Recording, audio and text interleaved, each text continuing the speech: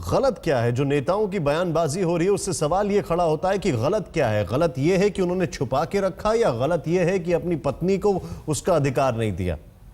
पहले यह समझना बहुत जरूरी है। लेकिन जिन जशोदा बहन के नाम पर इतना विवाद हो रहा है, आखिर वो मोदी के साथ अपनी शादी पर क्या सोचती हैं? जशोदा बहन के दिल की बात उन्होंने आज से करीब 2 महीने पहले एक इंटरव्यू में बताई थी। देखिए क्या कहना था जशोदा बहन का इस रिश्ते के बारे में।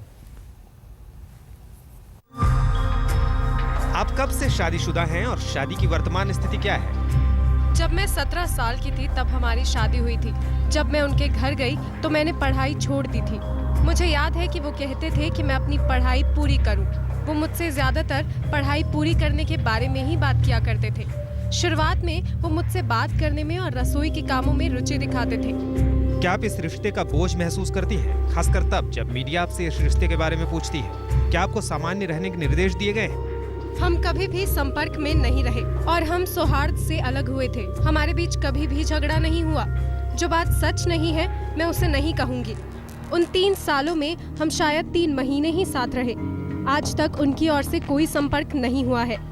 क्या आप मोदी से जुड़ी खबरें देखती हैं? मेरे हाथ में जो आता है मैं सब पढ़ती हूँ। मैं हर अखबार के लेख पढ़ती हूँ और टीवी पर समाचार देखती हूँ। उनके बारे में पढ़ना अच्छा लगता है। अगर वो अगले प्रधानमंत्री बनकर दिल्ली चले जाते हैं और आपको बुलाते हैं तो क्या आप उनके पास वापस जाएंगी? क्या उनसे मिलने की कोशिश करेंगी?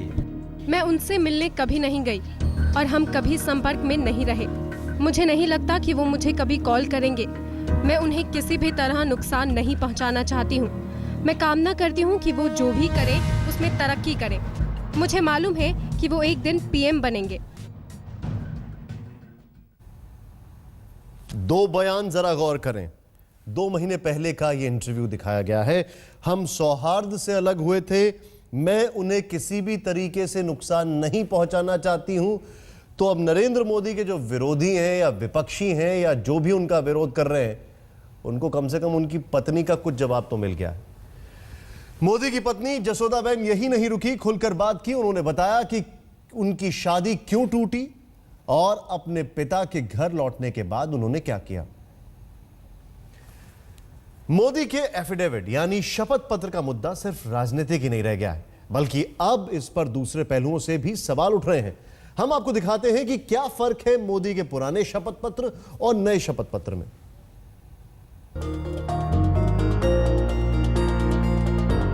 ये देखिए, ये है मोदी के 2 अलग अलग शपथ पत्र। एक तरफ 2012 के विधानसभा चुनाव के लिए दिया गया एफिडेविट और दूसरी तरफ 2014 के चुनाव के लिए दिया गया एफिडेविट। दोनों में मोदी की तस्वीर है, दोनों गुजराती में लिखे गए हैं, दोनों में नाम एक है, धर्म एक है, पैन नंबर एक है, पिता का नाम एक है, लेकिन एक कॉलम बदल गया है।